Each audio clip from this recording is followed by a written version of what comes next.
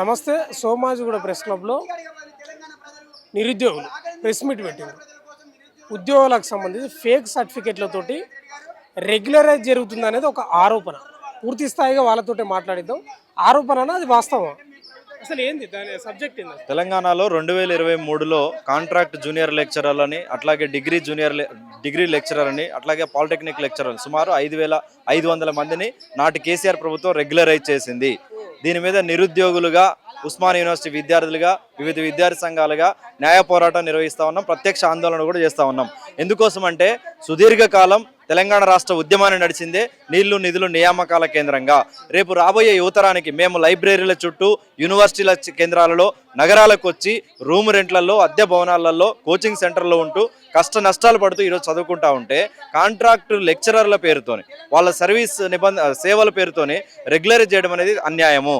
ఖచ్చితంగా వాళ్ళకి అర్హతలు ఉంటే మీరు ఒక ఎంట్రన్స్ టెస్ట్ పెట్టండి, సమ్ వెయిటేజ్ వాళ్ళకి ఇవ్వండి, అట్లా అందరూ దాంట్లో పోటీ పడతారు. అప్పుడు పారదర్శకంగా దీనికి జరుగుతుందని చెప్పేసి మేము పోరాటం చేస్తూ ఉంటే ఈరోజు నాటి ప్రభుత్వం ఒంటెద్దు పోకడగా ఈరోజు నియామకాలు చేపట్టిన పరిస్థితి ఉంది. దీన్ని సవాలు చేస్తే అప్పటి నుంచి ఉద్యమాన్ని నిర్వహిస్తూ ఉన్నాం. ఈరోజు ఎవరైతే రిక్రూట్మెంట్ అయ్యారో, రెగ్యులరైజ్ అయ్యారో వాళ్ళు ఈరోజు పేద విద్యార్థులు చదువుకున్నటువంటి విద్యా సంస్థల్లో, జూనియర్ కళాశాలలో ఒక క్వాలిటీ ఎడ్యుకేషన్ ఇచ్చే పరిస్థితి కనిపించడం లేదు. కాబట్టి మేము అడుగుతా ఉన్నాం. రాష్ట్ర ముఖ్యమంత్రి గారు విద్యాశాఖ మంత్రిగా ఉన్నారు. ఈ రాష్ట్రంలో లక్షలాది మంది నిరుద్యోగులు ఆందోళన చెందుతా ఉన్నారు. కాబట్టి గత ప్రభుత్వం చేసినటువంటి ఈ రిక్రూట్మెంట్ ప్రాసెస్ మీద మరి రీవెరిఫికేషన్ చేయండి. చాలా మంది ఫేక్ సర్టిఫికెట్లతో ఈరోజు దొడ్డిదారిన బ్యాక్ డోర్ ద్వారా రెగ్యులరైజేషన్ చేసుకున్నారు. వారు డేట్ ఆఫ్ జాయినింగ్ అప్పుడు ప్రొడ్యూస్ చేసిన సర్టిఫికెట్ ఒకటి, ఈరోజు ప్రమోషన్ వచ్చే సందర్భంలో రెగ్యులరైజ్ అయ్యే సందర్భంలో తెచ్చుకున్న సర్టిఫికెట్ ఒకటి. వాళ్ళు గతంలో ప్రొడ్యూస్ చేసిన ఒక యూనివర్సిటీ, ఇప్పుడు ఒక యూనివర్సిటీ, గతంలో ఒక కాలేజీ, ఇప్పుడు ఒక కాలేజీ, రకరకాల ఫేక్ సర్టిఫికెట్లతోనే ఈరోజు ప్రొడ్యూస్ చేసిన పరిస్థితి ఉంది. ఇది నేను మాట్లాడట్లేదు. గత సంవత్సరం వరంగల్ రీజనల్ జాయింట్ డైరెక్టర్గా ఉన్నటువంటి ఇంటర్మీడియట్ శాఖ అధికారి ప్రెస్ మీట్ పెట్టి అఫీషియల్గా కూడా ప్రకటించారు, స్పష్టంగా లిస్టు కూడా ప్రకటించారు. కాబట్టి వీటన్నిటి మీద విచారణ చేయాల్సిన అవసరం ఉంది. మేము ప్రభుత్వాన్ని డిమాండ్ చేస్తా ఉన్నాం. ఈరోజు 5,000 మంది నిరుద్యోగులు వాళ్ళ కుటుంబాలకు సంబంధించి ఆవేదన చెందుతున్నప్పుడు ఒక నోటిఫికేషన్ ఇవ్వండి, వాళ్ళను కూడా ఎగ్జామ్ని అపీర్ అవ్వమనండి. వాళ్ళకు ఒక వెయిటేజ్ ఎక్కువ అండి, జనరల్ నిరుద్యోగుల కంటే వాళ్ళకి వెయిటేజ్ ఎక్కువ అండి. అప్పుడు ఒక కామన్ కాంపిటీషన్ అవుతుంది, దాంట్లో క్వాలిటీ ఉన్న వాళ్ళు వస్తారు. అప్పుడు ఆ విధంగా పేద విద్యార్థులకు న్యాయం జరిగే అవకాశం ఉంటుంది. కాబట్టి దీని మీద పూర్తి విచారణ చేయాలని మేము డిమాండ్ చేస్తూ ఉన్నాం. చాలా మంది ఇంటర్మీడియట్ అధికారులు, అప్పుడున్నటువంటి పవర్లో ఉన్నటువంటి మంత్రులు కావచ్చు, ఎమ్మెల్యేలు కావచ్చు, బ్యాక్ డోర్ ద్వారా వాళ్ళ ద్వారా ఆర్థికంగా కొంత ప్రయోజనం పొందారనే వార్తలు కూడా వినిపిస్తున్న నేపథ్యం ఉంది. కాబట్టి వీటన్నిటి మీద విచారణ చేసే అవసరం అయితే సిబిఐ ఎంక్వైరీ కూడా చేయాలని కూడా ఈ సందర్భంగా మేము డిమాండ్ చేస్తా ఉన్నాం. ఏంటి అసలు ప్రెస్ మీట్ ఎందుకు పెట్టాల్సి వస్తుంది? సబ్జెక్ట్ ఏంటి అంటే నిరుద్యోగులు ఎవరైతే ఉన్నారో ఆ నిరుద్యోగులకు చదువుకొని అశోక్ నగర్లో కానీ, అలాగే లైబ్రరీలలో కానీ మా తల్లిదండ్రులు ఒక పూట తిని ఒక పూట తినకుండా డబ్బులు పంపిస్తే ఈరోజు మేము చదువుకొని ఉద్యోగాలు సంపాదించాలనుకుంటే కాంట్రాక్ట్ బేసిలు గత 10 సంవత్సరాలుగా ఎవరైతే పనిచేసిరో వాళ్ళని రెగ్యులరైజ్ చేద్దామని చెప్పేసి 2023లోనే 5,544 ఉద్యోగాలను రెగ్యులరైజ్ చేశారు. ఓకే, నువ్వు మంచిదే, 10 సంవత్సరాలుగా విద్యార్థులకు సేవలు చేశారు కాబట్టి వాళ్ళకు మేము రెగ్యులరైజ్ చేసినామంటే మేము స్వాగతిస్తాం. కానీ దొంగ సర్టిఫికేట్లతోటి దొంగ యూనివర్సిటీలలో, అంటే ఫేక్ యూనివర్సిటీలలో ఎలాంటి పర్మిషన్, యూజీసీ పర్మిషన్లు కానీ ఎలాంటి పర్మిషన్ లేనటువంటి యూనివర్సిటీలలో సర్టిఫికెట్లు డబ్బులు పోసి సర్టిఫికెట్లు తెచ్చుకొని ఉన్నటువంటి వాళ్ళకి రెగ్యులరైజ్ చేస్తే మరి నాలాంటి విద్యార్థులు, మా తెలంగాణలో ఉన్నటువంటి ఎంతోమంది నిరుద్యోగులు ఏం కావాలని చెప్పేసి మేము అడుగుతా ఉన్నాం. అందుకోసమే ఈరోజు ప్రెస్ మీట్ ఏం చేసినాం. ఈ 5,544 ఉద్యోగాల రెగ్యులరైజేషన్ ఏదైతే ఉందో దాంట్లో ఫేక్ సర్టిఫికేట్లతోటి కనీసం ఒక 200-300 మంది అన్న వెళ్ళే ప్రసక్తి ఉంటుంది. అంటే మేము ఏదో ఒక అంచనా వేస్తాము, దానిలో మినిమం వేలలో కూడా రావచ్చు. కానీ అలాంటి ఒక విద్యను, నాణ్యమైన విద్యను అభ్యసించాలంటే నాణ్యమైన విద్యను బోధించేటటువంటి లెక్చరర్లు అవసరం ఉన్నది. ఇలాంటి నాణ్యమైన విద్యను బోధించలేనటువంటి లెక్చరర్లు ఉన్నప్పుడు, నాణ్యమైన విద్య లేనప్పుడు చిట్టీలు కొట్టడమో, లేకపోతే వాళ్ళు చదువుకొని ఫెయిల్ అవ్వడమో, ఫెయిల్ అయితే ఈరోజు ఇంటర్మీడియట్లో 2 మార్కులు తక్కువ వచ్చినాయి, 3 మార్కులు తక్కువ వచ్చినాయి, లేకపోతే 1 మార్కు తక్కువ వచ్చిందని చెప్పి సూసైడ్లు చేసుకుంటున్నాను. ఎందుకు సూసైడ్లు చేసుకుంటారు? నువ్వు బోధించేటోడు బరాబరి ఉన్నట్టయితే, బోధించేటోడు బరాబరి బోధిస్తే వాడు మంచిగా చదువుకుంటాడు కదా, ఉద్యోగాలు సంపాదించుకుంటాడు కదా, లేకపోతే పాస్ అవుతాడు కదా. ఈ అంశానికి సంబంధించి ప్రభుత్వానికి మీరు ఏం డిమాండ్ చేస్తావు? ఒకటే, ఈ యొక్క ఏవైతే 5,544 ఉద్యోగాలు రెగ్యులరైజ్ చేసిండో ఈ చేసినటువంటి ఉద్యోగాలలో ఎవడు నిజమైన ఉద్యోగాన్ని సంపాదించుకున్నాడు, ఎవడు ఫేక్ సర్టిఫికేట్లతో వచ్చిండు, వాటిని ప్రక్షాళన చేయాల్సినటువంటి ఈ రేవంత్ రెడ్డి అదే విద్యాశాఖ మంత్రి దీన్ని చిత్తశుద్ధితోటి ఇది ప్రక్షాళన చేసి దాన్ని రెగ్యులరైజ్ చేసినటువంటి దాంట్లో నిజమైన వాళ్ళకి నాణ్యమైన విద్యను అందించే వాళ్ళకి మాత్రమే వీళ్ళ ఉద్యోగాలు ఇచ్చినట్టయితే మేము హర్షం వ్యక్తం చేస్తాం. లేని పక్షాన ఈయనకు రాజకీయ పుట్టగతులు లేకుండా తెలంగాణ జేఏసీ నాయకులు కానీ తెలంగాణ నిరుద్యోగులు కానీ ఓయూ జాక్ నుంచి కానీ మేము డిమాండ్ చేస్తూ ఉన్నాం. ఎట్టి పరిస్థితుల్లో వీటిని ప్రక్షాళన చేసి నాణ్యమైన విద్యను అందించడం కోసం ఆయన ప్రయత్నం చేయాలని చెప్పి డిమాండ్ చేస్తూ ఉన్నాం.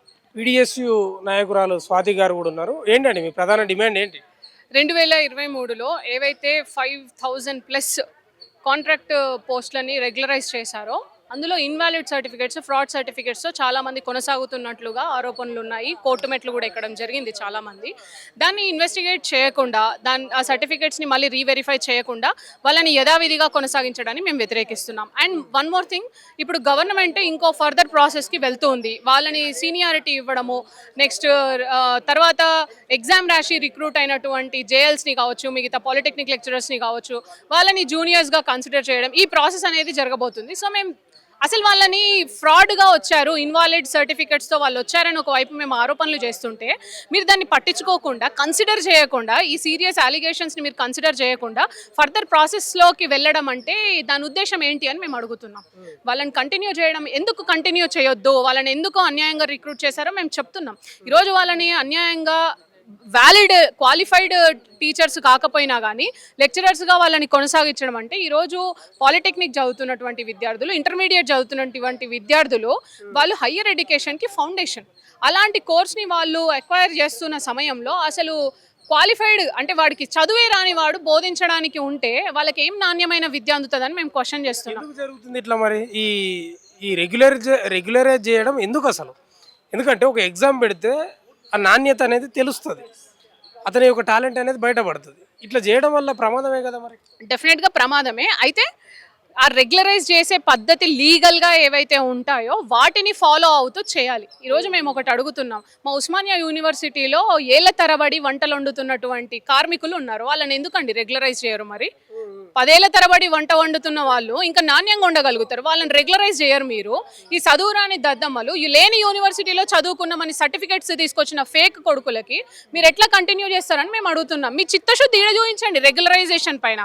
నిజంగా నాణ్యమైనటువంటి చదువును మీరు విద్యార్థులకు అందించాలంటే చదువుకొని నిజంగా క్వాలిఫై అయినటువంటి వాళ్ళకు మీరు ఇవ్వండి అని అడుగుతున్నాం. ఈరోజు గవర్నమెంట్ మళ్ళీ ఒకటి కొత్తది తీసుకొచ్చింది. డిఎల్కి కనీసం డిఎల్ అవ్వాలన్న లైన్లో నించోవాలంటే పిహెచ్డి చేసి ఉండాలంట. ఈరోజు పీజీలు చేసి నెట్, సెట్, గేట్, టెట్ మీరు పెట్టిన అన్ని క్వాలిఫై అయిపోయి మీరు ఉస్మానియా యూనివర్సిటీ లాంటి 100 ఏళ్ల చరిత్ర కలిగిన యూనివర్సిటీలో రిక్రూట్మెంట్ లేక పిహెచ్డి నోటిఫికేషన్లో 0. ఈరోజు చాలా డిపార్ట్మెంట్లలో అసలు వేకెన్సీయే లేవు. 10 ఏళ్ళ క్రితమే పీజీలు చేసి సర్టిఫికేట్లు చేతిలో పట్టుకొని సబ్జెక్ట్ నాలెడ్జ్ ఉంటేనే కదా. నెట్ అంటే ఏంటి? National eligibility test for assistant professor. Assistant ప్రొఫెసర్కి క్వాలిఫై అయిన వాళ్ళు, స్టేట్ లెవెల్లో క్వాలిఫై అయిన వాళ్ళు, గేట్ క్వాలిఫై అయిన వాళ్ళు, టెట్ క్వాలిఫై అయిన వాళ్ళు, ఇవన్నీ క్వాలిఫికేషన్స్ ఉన్నాక కరెక్ట్ లైన్లో నించోడానికి కూడా అర్హులు కాదంట, పిహెచ్డియే ఉండాలంట. అంటే ఇక్కడ కూడా ఏం అన్యాయం జరుగుతుంది? ఇట్లానే సేమ్ ప్రైవేట్ యూనివర్సిటీలలో పక్క రాష్ట్రాలలో డబ్బులు కట్టి ఫేక్ సర్టిఫికేట్లు, డిగ్రీలు, పిహెచ్డీలు తెచ్చుకున్న వాడికి మళ్ళీ ఇక్కడ అంటగడతారనమాట. తెలంగాణ కోసం ఉద్యమం చేసిన వాళ్ళని, ముందుండి కొట్లాడిన వాళ్ళని, మా చదువులు పక్కన పెట్టి, మా ఏజ్ను పక్కన పెట్టి, మా జెండర్ని పక్కన పెట్టి, అన్ని పక్కన పెట్టి తెలంగాణ రాష్ట్రం సాధించుకుంటాం రబయన్ రోడ్ల మీదకి వచ్చిన వాళ్ళని మీరు పక్కన పెట్టి ఎవరికి కొమ్ము కాస్తున్నారండి? ఈరోజు ప్రభుత్వాన్ని మేము ఒకటే డిమాండ్ చేస్తున్నాం, మీరు ప్రక్షాళన చేయండి. ఏదైతే అలిగేషన్స్ ఉన్నాయో దాన్ని మీరు నిరూపించుకోండి. కాదు అని నిరూపించుకోండి. గత ప్రభుత్వం అన్యాయం చేసిందని మేము చెప్తున్నాము. కాదు అనుకుంటే రీవెరిఫికేషన్ చేయండి. ఎన్ని రోజులు? ఈరోజు లక్షల మంది విద్యార్థులని మనం సర్టిఫికేట్ వెరిఫికేషన్ ఎవ్రీ ఇయర్ చేస్తాం కదా.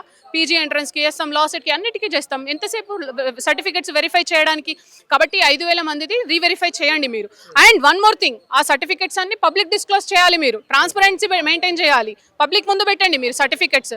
అప్పుడు చూస్తాం అది న్యాయంగా జరిగిందా అన్యాయంగా జరిగిందా అన్నది ప్రజలే చెప్తారు, ప్రజలు డిసైడ్ చేస్తారు.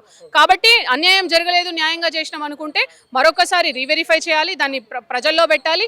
ఇన్ కేస్ అక్కడ ఏదైనా అన్యాయం జరిగిందని తెలిస్తే మాత్రం అప్పుడు ఉన్నటువంటి అధికారులను కఠినంగా శిక్షించాలి. లేకపోతే this is going to continue in Telangana.